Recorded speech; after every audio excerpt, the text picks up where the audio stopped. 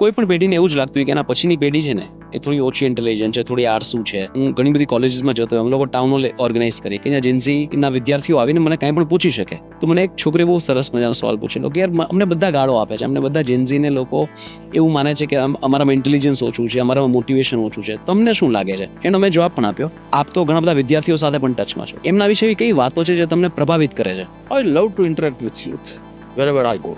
સૌથી મોટી વાત એ છે કે એ હિપોક્રેટ નથી, જેવું હોય તેવું કહે છે. હું એને કમ ઇન્ટેલિજન્ટ નથી માનતો, ઉલટાના વધારે ઇન્ટેલિજન્ટ છે. સમટાઈમ્સ સોશિયલ મેચ્યોરિટી જે હોવી જોઈએ એ વડીલોને એમ લાગે કે એ નથી, એને કારણે થઈને ટીકા કરે એ વાત જુદી છે. I always tell youth is not useless, they are useless. They are not careless, they are caredless. એના ઉપર આપણે જે રીતે ધ્યાન આપવું જોઈએ એ ધ્યાન આપવામાં ક્યાંક આપણે પાછા પડ્યા છીએ. પણ હું એને જરાય ઓછા ઇન્ટેલિજન્ટ નથી માનતો. Definitely not.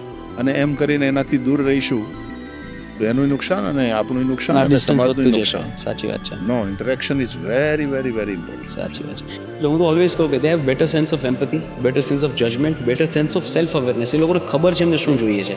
અને જે રીતે આપે કહ્યું એમ કે દે આર નોટ હિપોક્રિટ્સ. એ લોકોનો સૌથી મોટો જો કોઈ પ્લસ પોઈન્ટ હોય તો જેવું હોય એવું લોકો કહી દે છે. બહુ સાચી વાત છે.